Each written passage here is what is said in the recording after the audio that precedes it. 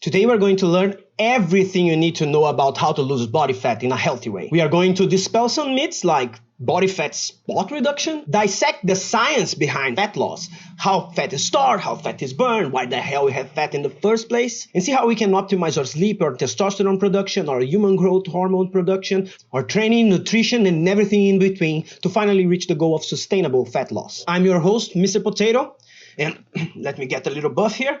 And this is Mr. Potato Awesome Fitness Tips. If you're interested in just sections of this discussion, there's timestamps with all the table of content already in the video and in the description.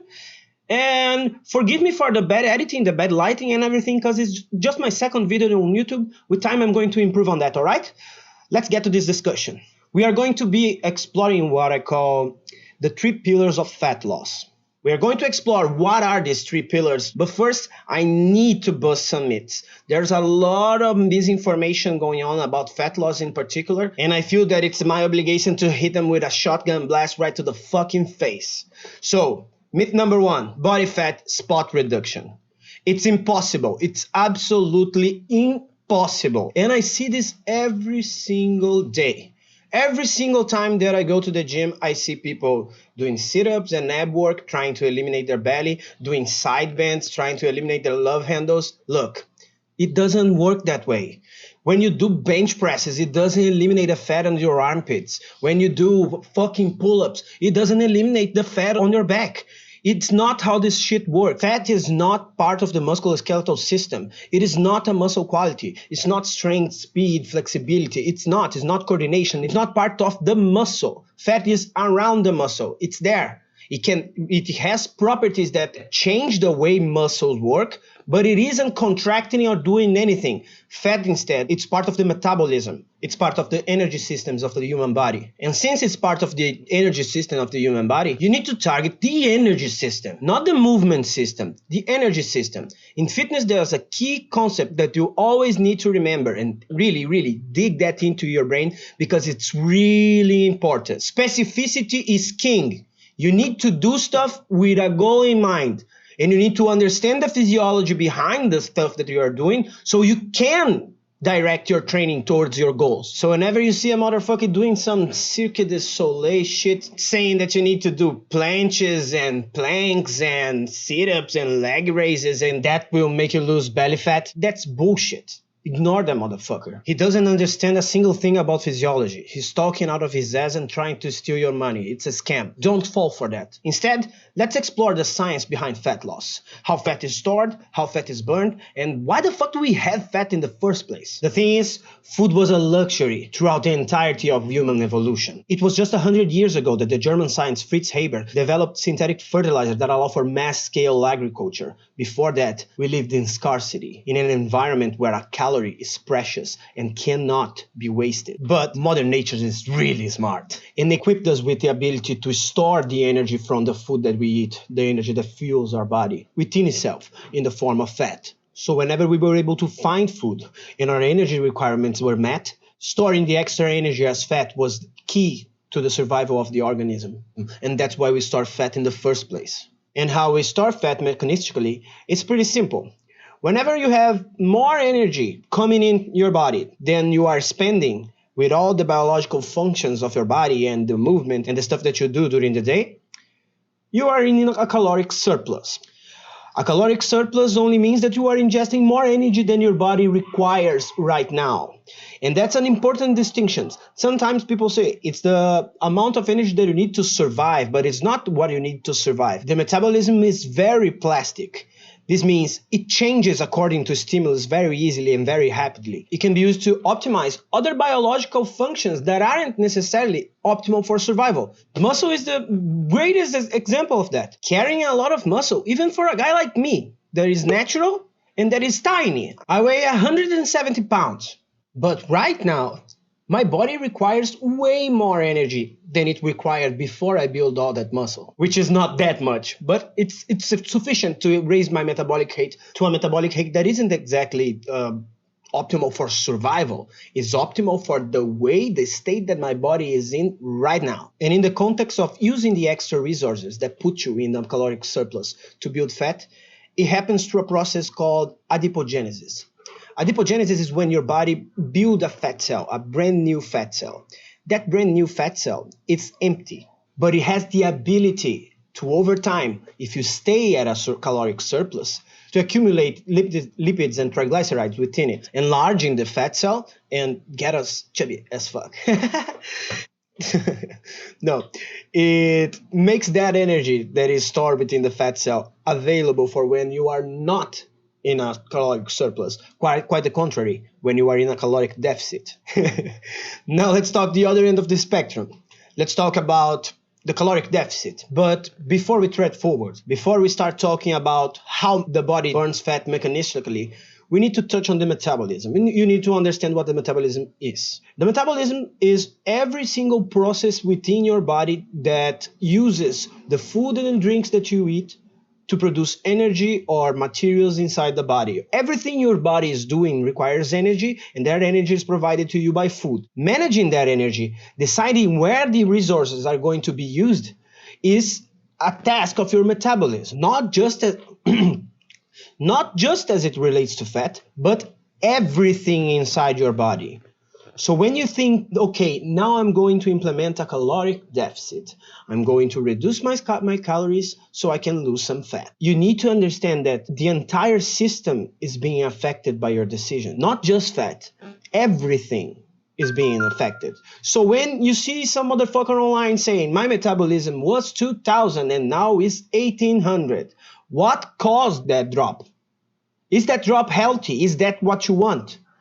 People don't think about it in these terms. Usually they only think, okay, law of thermodynamics, caloric surplus, caloric deficit, and that's all that matters, calories in, calories out. But they don't think of the implications of reducing your metabolism intensively, putting yourself under a 1000 caloric deficit, and then just watching your metabolism go down.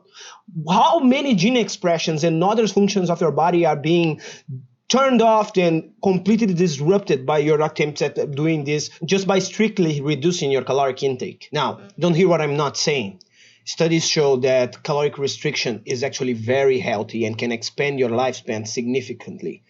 But what about performance? What about vitality? Lifespan and vitality, they work in two different directions. A good example of this is testosterone. There are several experts that say that testosterone will raise your vitality, will raise your health span, will make you fully function inside society in the deeper stages of your development. But it can also impact negatively your total lifespan. But that's a topic for another day. Let's keep talking about the caloric deficit, specifically how the caloric deficit makes you lose fat. You probably already learned that you need to burn 3,500 calories to burn 1 pound of fat. But since my mojo is not to turn fitness into a math problem, it's actually quite the contrary. I want to talk about how fat loss happens, how the fat is eliminated from your body. It happens in a process called lipolysis. Lipolysis has two steps. The first step is fat mobilization. Remember when we are talking about the caloric surplus? The caloric surplus created the fat cell. The fat cell then got infused with lipids and triglycerides that was running around in the bloodstream. Fat mobilization is when these lipids and triglycerides that are stuffed in the fat cell are released back in the bloodstream to be used in other parts of the body because there's a caloric need that isn't being met by the caloric intake, the caloric deficit. And when the fat cell is completely depleted of all that gunk that was stuffed in it, it generates the opportunity for the second part of lipolysis, fat oxidation, the actual elimination of the fat cell. And here's where things start to get really tricky, because if the fat isn't used after it's mobilized, or if there's a constant infusion of lipids and triglycerides in the bloodstream that will stuff the fat cell full of gunk back again, fat oxidation will never be possible. And it's even worse.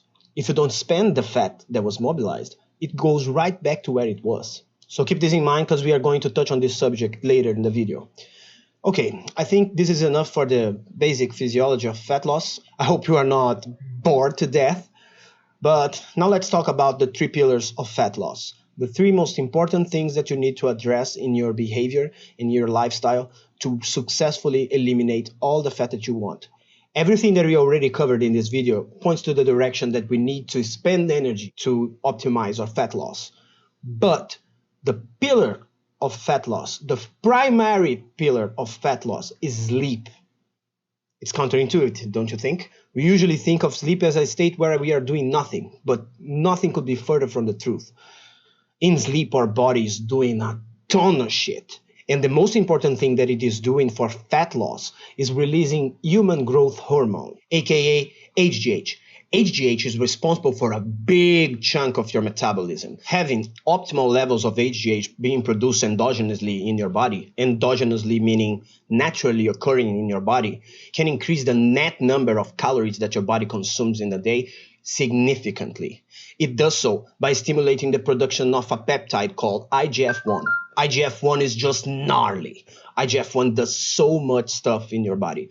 IGF-1 stands for insulin-like growth factor. And like the name suggests, it helps you regulate blood glucose. It helps in the metabolism of sugars, improving your insulin sensitivity, but also in the metabolism of lipids, directly acting in the fat mobilization and fat oxidation process. And outside of all this, which is already a lot, its primary function is regulating tissue growth and tissue repair, making having optimal levels of IGF-1 running into your body one of the most awesome things for your body recomposition goals. Now you might be asking, how the fuck do I get my IGF-1 and my human growth hormone up? That's in sleep, my brother. You need to implement behaviors and practices that optimize your sleep. And the goal, the final goal of optimizing your sleep is getting your body in sync. It's optimizing your circadian rhythms. The circadian rhythms are like a schedule for your body. It dictates when stuff will be released inside the body. It creates synchronization between different bodily functions. Things like immune function, hormone production, like testosterone, for instance, and of course, the metabolism. Now, for you to understand this, think about a schedule. Imagine you schedule a meeting with a friend of you at 2 p.m. at a coffee shop. What happens if you show up at 8 p.m.? Your friend will not be there, right? Unless it's a fucking cycle. And in a biological context, it's the exact same thing. Let's take testosterone production as an example. The hypothalamus signals the pituitary gland to release luteinizing hormone. The pituitary gland has to send luteinizing hormone all the way down to your gonads to signal the Leydig cells to produce testosterone. So with your circadian rhythms, the schedule that has to happen, the cycle that produces testosterone, when the luteinizing hormone reaches the gonads will not be prepared to receive it. So the testosterone pulses will be suboptimal. Of course, like everything I always say, biology is way more complicated than this oversimplification that I'm trying to do here. But what you need to understand is that when your circadian rhythms are set, these cascading effects will happen at the correct time and be optimized. So, what do you have to do to get your circadian rhythms in check? You need to provide information for the area of your brain that controls this schedule, the suprachiasmatic nucleus. It's a piece of your hypothalamus that is solely responsible for defining what time of the day it is. And this information is light. Think about it like this. If we, humans, would set a schedule, we will use time as the way to set the schedule. But time is an abstract concept. It's something that only exists in humans, in the human mind, in the human brain, the human prefrontal cortex. It's an abstract concept. It doesn't exist. It isn't palpable. It's not affecting things in the world. Time is a human thing, a human concept. Well, maybe ravens and dolphins have enough gray matter to have that abstract concept too. But sure as hell a crocodile have zero concepts of time. But yet, every single animal, every single complex organism have a circadian rhythm. Because the hypothalamic function, it precedes, in evolutionary terms, the areas of the brain that generate complex thinking and complex schemes in the brain. That is regulated by the prefrontal cortex. This shit right here. This giant thing behind here. Fuck. Where was I going with this? What's the point I was trying to make? Okay. Circadian rhythms. The suprachiasmatic nucleus uses light information to set your body's schedule of pulses of hormones and shit. So, there's 3 things that you need to do to optimize your light exposure and set your circadian rhythms. The first thing is exposing your retinas to the light of the sunrise. The second thing is exposing your retinas to the light of the sundown. And the last thing is avoiding lights at night. You see, your body uses light as a way to inform itself of what time of the day it is. It does so by using a special pigment in the retina called intrinsically photosensitive retinal ganglion cells. Oh shit. I love this shit, man. So, pay attention. If you spend your night staring at a bright screen, you are going to butt-fuck your circadian rhythms. As simple as that. So what I personally do is just I dim all the lights at the house. I schedule to take a shower before going to bed to kill some time. I program my TV to reduce the brightness to the bare minimum. Before going to sleep, I like to watch something. Usually I'm rewatching Yellowstone for the 10th billionth time. And I stay the fuck away from my phone. It's that simple. If I really need to look at something in my phone, I pick up my phone kind of sideways, so the photons aren't coming in a direct line with my retinas. And that works. That's exactly the kind of stuff that you need to be thinking if you really want to optimize this shit. To expose my retinas to the light of the sunset, I take my dogs for a walk at the sunset. It's stupid simple. And to get the lights of the sunrise, I go for a run or a jog every morning. Almost every morning. I don't go when I got shit-faced the day before, because I like to drink beer here and there. I'm a regular human being. By the way, if you want to take a look at my runs, maybe get inspired by it, I post all my runs at Strava, and you can follow me there. The link is in my bio. Just be gentle, because I'm not an athlete. Like I said a couple of seconds before, I'm a regular guy, just trying to be a little better than I used to be, all right? Okay, where were we? Okay. We already know how to optimize our light exposure to improve our sleep and circadian rhythms. Now, since what we are trying to achieve right now is fat loss, the most important hormone pulse that happens during sleep that will aid you in fat loss is a giant pulse of human growth hormone that happens in sleep. But there's one thing that most people don't know about it. This pulse only happens at the first cycle of sleep during the night. You see, sleep happens in cycles. These cycles usually have 2 hours each.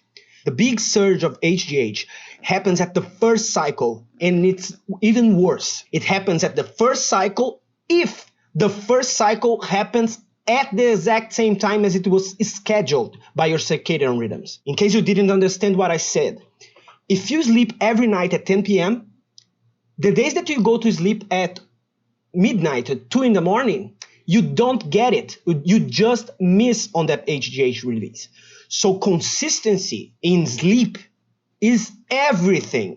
Which reminds me that I forgot to say that you need to be consistent with your wake-up schedule. You don't need to be a deranged dictator about it. But most of the days, let's say the vast majority of the days, you want to wake up and go to sleep at the exact same time, and that will improve your health tremendously, making your fat loss efforts way easier. So, okay, I think we covered a lot of ground in the sleep department. Let's go to the second pillar of fat loss, which is exercise. Yeah. Exercise, resistance training, cardiovascular training. That's my mojo, baby. Let's go. The first thing, we're going to tackle resistance exercise.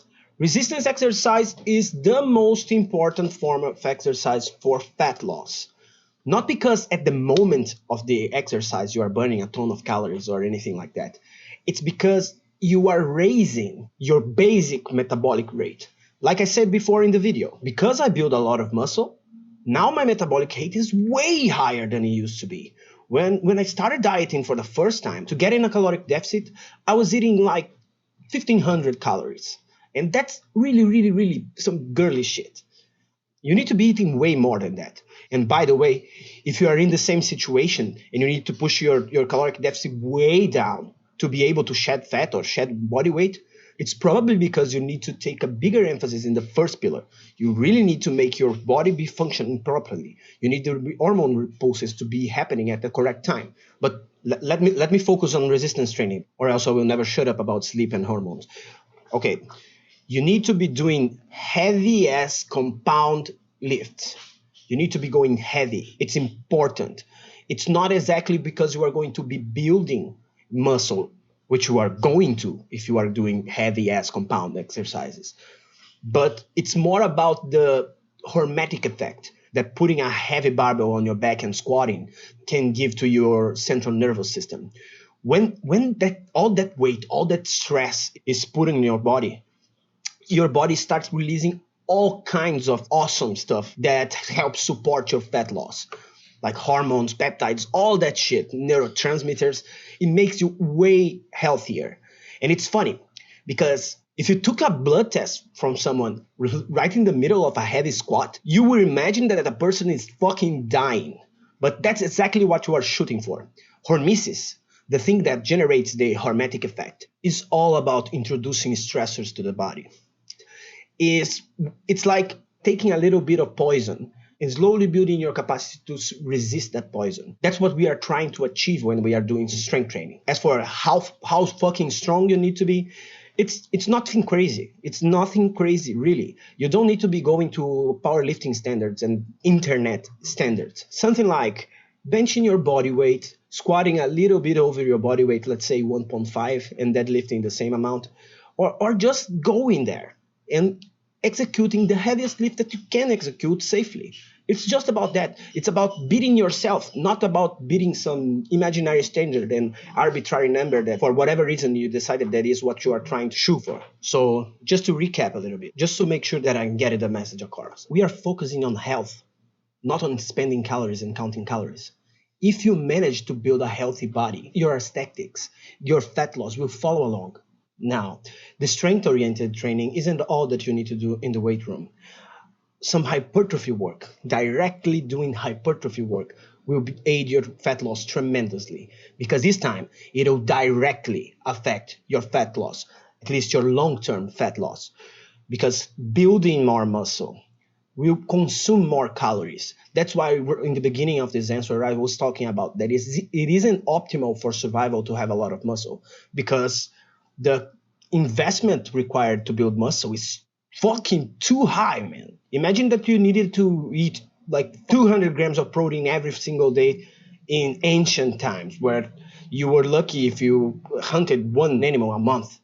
It's pretty gnarly. Muscle is really metabolically expensive. So that is awesome for modern society. That's awesome for us, because when we have more muscle just by existing and walking around, we are burning more calories and we are getting more leeway to live life happier and consume foods that we like or drink beer and shit. So some ideas to implement this, to deploy this in a program for you. Use an upper-lower split in Mondays and Tuesdays, and then do a push-pull legs on Wednesday, Thursdays, and Fridays. In the upper-lower, focus on strength, and on the other, focus on hypertrophy. It's stupid simple. Some even might say idiot-proof. But let's move forward and talk about cardiovascular exercise. It's beyond me when people start preaching that you don't need to do cardio. Okay, maybe you don't need to do cardio to lose fat specifically, but cardiovascular exercise will make everything so much easier. And when motherfuckers start saying that if you do your cardio every morning, you are not going to have energy to fidget around. No, it's the contrary, you dumbass. When you do fucking cardio every fucking day, your heart gets better at pumping blood and will be way more efficient at oxygenating your cells and driving and moving lipids and sugar around the bloodstream, improving the count of mitochondria, improving your ability to produce ATP, improving energy directly. You fuck. Stop being a motherfucking lazy ass piece of shit. That's what you are doing.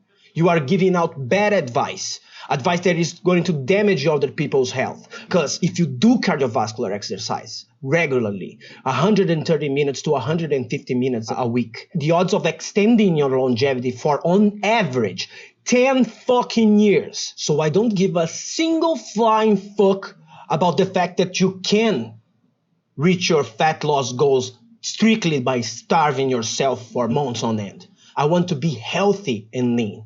Not just lean, but I get it. Starting a cardiovascular exercise routine is a fucking nightmare. It takes way longer than resistance training for you to get accustomed to it, for you to be able to enjoy it. In resistance training, in a matter of 1 to 2 weeks, that overwhelming soreness go away and you simply keep training, and woo, the beginning is even better than when you reach the later stages where things slow down. But with endurance training, especially the kind that really benefit fat loss, which is high intensity interval training or zone 2 cardio, one is fucking brutal as shit, the other is fucking boring as shit. But that was on the menu, Bubba. Ain't nothing we can do about it.